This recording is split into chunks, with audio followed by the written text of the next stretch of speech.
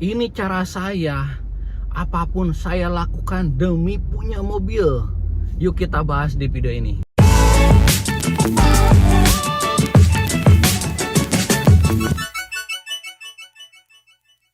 Ya, kembali lagi bersama Kang Burhan. Video ini terinspirasi tadi ada sebuah driver ojol yang istilahnya ojol ya. Telepon ke saya, Kang, gimana caranya saya biar punya mobil gitu. Intinya dia pengen punya mobil karena sudah punya anak. Ketika kesana kemari itu repot kalau naik motor, apalagi di musim hujan. Itu permasalahannya ya. Permasalahannya ini sama permasalahannya persis dengan saya alami dulu ya. Dulu juga sama, saya itu kemana-mana ini pakai motor, dan saya itu kendalanya ya intinya kalau bawa anak, apalagi anak masih kecil, kehujanan, kalau kita hujan gede itu minggir di pinggir toko orang gitu. Dan ini sebuah masalah buat saya pada waktu itu. Masalahnya saya kan tinggal di daerah ya. Dia tinggal di daerah itu tidak ada transportasi online gitu. Untuk mungkin hanya di sebagian kota-kotanya aja yang ada transportasi online, tapi di daerah ke kampung-kampungnya nggak ada. Jadi saya lakukan gimana caranya biar saya punya mobil gitu. Apapun gitu saya lakukan itu biar caranya biar cepet punya mobil. Pada waktu itu saya tentunya hampir tidak mungkin memiliki mobil ya. Kenapa? Karena waktu itu saya hanya seorang pekerja tukang jahit ya, sewing, penjahit, dan memang sebenarnya penjahitnya spesialis jas ya. Udah ada posisi level tertingginya lah di sebuah konveksi itu. Kalau misalkan levelnya tukang jahit ya. Ketika tukang jahit itu kalau udah bisa menjahit jas itu udah di puncaknya lah kalau segi pendapatan ataupun segi skill juga. Di sana saya berpikir nggak mungkin kalau misalkan saya terus menjadi tukang jahit, nggak mungkin saya akan punya mobil ya. Kalaupun mungkin aja mobilnya akan second ya, mobil-mobil sekitaran 20-30 juta atau 40 juta itu kemungkinan sih. Tapi saya nggak mau, saya mau mobil baru pada waktu itu. Ya akhirnya saya nggak ada pilihan lagi. Saya harus transisi dari penjahit menjadi driver gitu. Ini bertolak belakang dengan pekerjaan saya sebelumnya. Saya ini jadi driver pun ya istilahnya bisa sedikit gitu, bisa sedikit. Dan mau nggak mau, dan jalan Jakarta aja saya nggak tahu. Jadi saya hanya ngikutin map. Ya mau nggak mau saya harus proses motor saya itu jual buat DP ke mobil. Ini nggak ada pilihan lagi. Saya jual motor waktu itu, motor saya Pixen, dijual motor buat DP ke mobil. Karena apapun resikonya akan saya tanggung. Walaupun gagal akan saya tanggung. Intinya kita nggak berani intinya kita harus benar-benar berani berperang di situ. Saya mau lakukan ini, yakin yang terbaik pilihan saya, dan saya yakin saya semangat waktu itu. Singkat cerita, intinya saya udah berhasil gitu ya, mendapatkan mobil dari DP penjualan motor Pixen saya waktu itu, penjualan motor Pixen, dan ada tambahan tabungan lah ya buat DP mobil. Saya memberanikan diri, yang pengetahuan area Jakarta itu nol, saya tuh nol sama sekali ya. Mungkin intinya daerah-daerah Jakarta hafal, tapi ya waktu dulu kan saya memang kerja di konveksi ya, tidak terlalu banyak tahu jalan. Kalau kemana-mana aja mungkin biasa saya pakai busway gitu. Nah ini jadi bahan pertimbangan ya buat driver ojol yang intinya mungkin tadi yang curhat ke saya, telepon dia meminta pendapat apakah bisa saat ini untuk menjadi driver online, apakah masih bisa memungkinkan. Jawaban saya itu kembali ke diri Anda pribadi. Kalau Anda yakin, saya yakin bisa. Intinya memang di sana banyak driver yang mengeluh, tapi banyak juga driver yang sukses juga, istilahnya yang berhasil intinya. Kenapa? Ya intinya kalau memang kita cintailah pekerjaanmu gitulah intinya. Kita kalau memang mau mengeluh di bidang kerja apapun, itu akan ada kekurangan sama kelebihannya ya. Intinya semua pekerjaan itu akan ada kekurangan dan kelebihan. Wah Kang, itu kan katanya orang-orang bilang itu jangan mau jadi driver online, itu jadi budak, kita nggak mau. Ya intinya nggak apa-apa saya dibilang budak, saya terima apapun itu, dan ini proses hidup saya gitu, mau nggak mau harus jalanin. Dan kenapa saya bangun channel ini juga, saya akan memperlihatkan histori perjalanan hidup saya, nanti kedepannya mungkin saya bisa lakukan apa gitu. Jadi intinya saya mau mendokumentasikan perjalanan hidup saya. Sebenarnya saya tidak mendokumentasikan dari nol, saya benar-benar memang dari nol, dari kampung yang saya tidak punya apa-apa, ke Jakarta itu cuman bisa punya ongkos doang pada waktu itu ya. Dan ya alhamdulillah, belum tentu yang komen di video saya itu bilang jangan mau jadi driver online budak, belum tentu dia itu punya mobil Innova, belum tentu dia mobilnya lebih baik daripada mobil saya. Intinya saya tetap bersyukur di sini. Jadi kenapa tadi yang balik lagi ke omongan tadi ya, driver ojol telepon ke saya yakinkan kepada dia, kalau memang yakin silahkan ambil keputusan yang tepat, tidak terlambat kok menurut saya. Kalau memang dia ini tadi konsultasinya apakah worth it gitu kah, pakai Calya. Dia ini antara pilihannya mobil Calya atau Sigra gitu.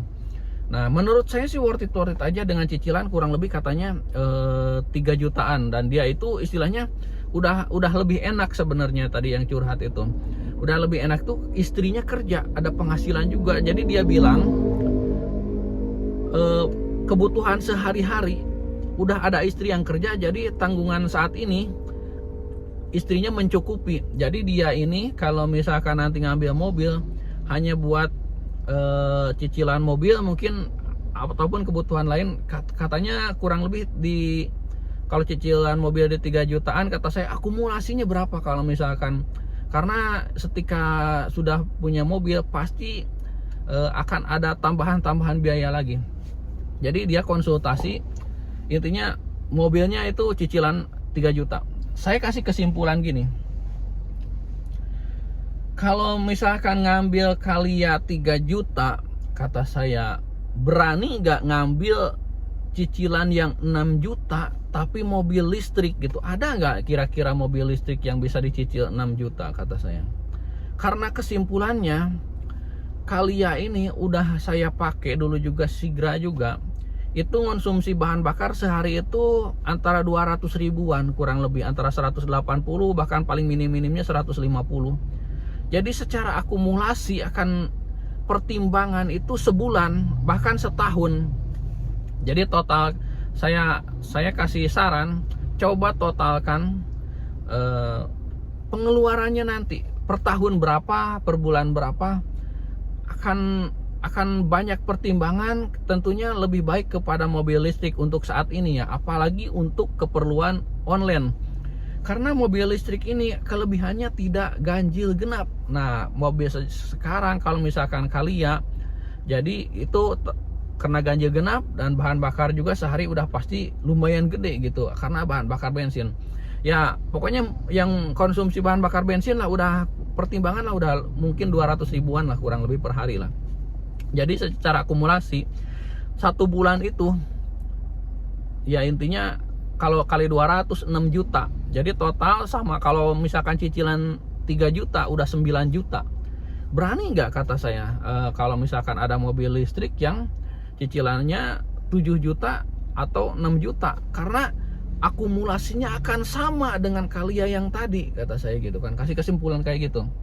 Nah dia mungkin lagi berpikir sekarang itu gimana ambil keputusannya, karena saya juga gitu ya. Untuk pertimbangan online ya, dia kan targetnya cuma 3 juta tuh cicilan. Kata saya kalau 3 juta itu ya masa nggak dapat pakai Calya itu kurang lebih 200 ribu bersih gitu ya. Jadi 6 juta kalau misalkan nggak dapat per hari 200 ribu online, ya intinya ada yang salah dengan cara kerjanya gitu. Kata saya kayak simpulkan kayak gitu aja. karena dia juga nih ada pengalaman juga nih di ojol, ada pengalaman di ojol kurang lebih 1 tahunan. Di ojol aja dia bisa tembus sehari 150.000 bahkan 200.000.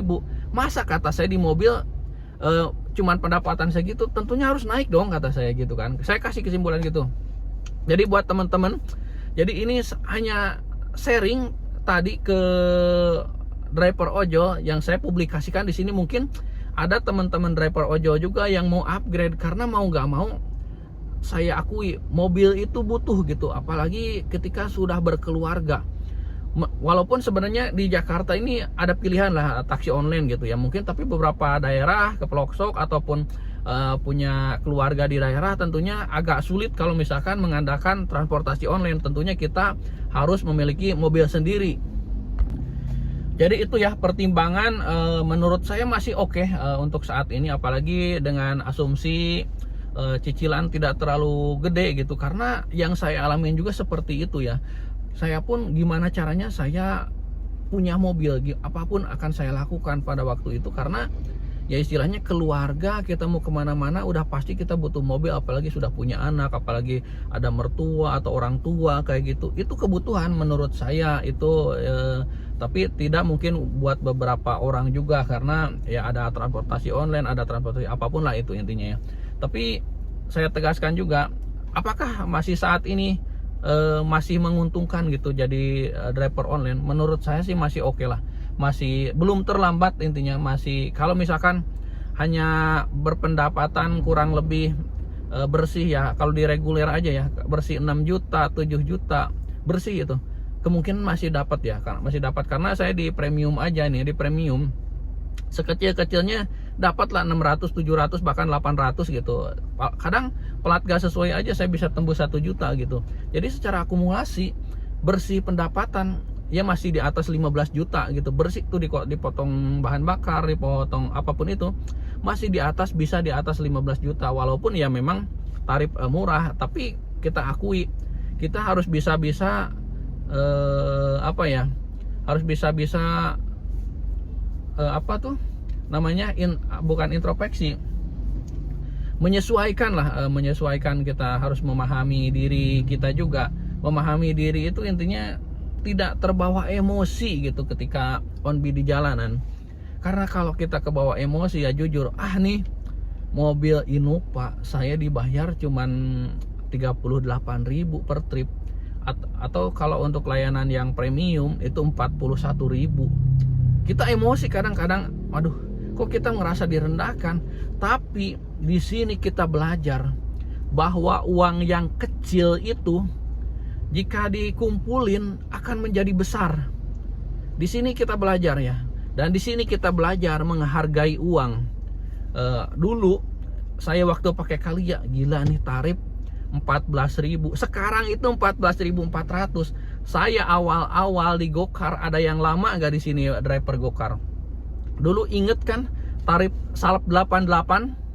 Itu Gokar awalnya itu 8.800 itu waktu masih bahan bakar ada premium.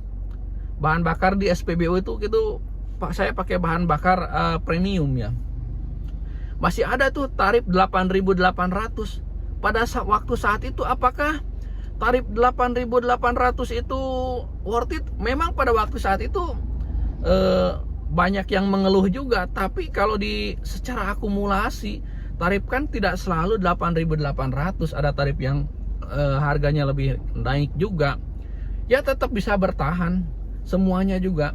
Dan pendapatannya masih seimbang sesuai dengan kebutuhan pada waktu itu. Jadi ya begitu ya. Jadi intinya kalau mau bergabung ya siapkan diri Anda. Dan kuncinya apa? Menurut saya kuncinya ketika mau terjun ke driver online, kita harus fokus. Jadi kita fokus ke depan ini. Ketika kita sudah melangkah, udah ngambil mobil menjadi driver online, kita fokus menjadi driver online. Jangan banyak ke sini, ke sana, ke kiri, ke kanan. Itu yang banyak hancur, itu banyak ke kiri ke kanan. Ini pelajaran tentunya. Saya juga sebenarnya ada sedikit perusahaan di kampung pada waktu itu. Saya bercabang nih. saya buka perusahaan nih di kampung, saya serahkan kepada siapa, saudara atau siapapun lah, itu intinya. Saya percayakan perusahaan. Saya kan ada tambahan nih, kata saya. Dari perusahaan ini ada tambahan tiap bulan. Dari saya driver online juga ada perusahaan. Hancur tuh perusahaan saya. Perusahaan saya hanya bisa bertahan kurang lebih 2 tahun. Karena kita nggak fokus. Kita nih harus menjadi driver online. Kita sedangkan kita punya usaha diserahkan kepada yang lain atau kepada saudara, rata-rata 9, pokoknya 80%, 90% kalau yang bercabang, intinya gini, akan hancur sebelah pasti. Intinya kita mau gak mau masih mending hancur sebelah. Saya sehancurnya perusahaannya, tapi jadi drivernya tetap gitu Kak, masih bisa bertahan. Ada yang dua-duanya hancur, perusahaannya hancur, jadi drivernya juga hancur. Intinya ini sebuah pengalaman diri pribadi saya ya. Jadi kalau mau buka usaha, ya udah fokus ke usaha. Kalau mau jadi driver online, udah pastikan selama mobil sampai lunas, pastikan kita fokus sebagai driver online. Kalaupun ada sampingan dia seolah mungkin di rental kayak gitu, itu udah ada satu jalur lah.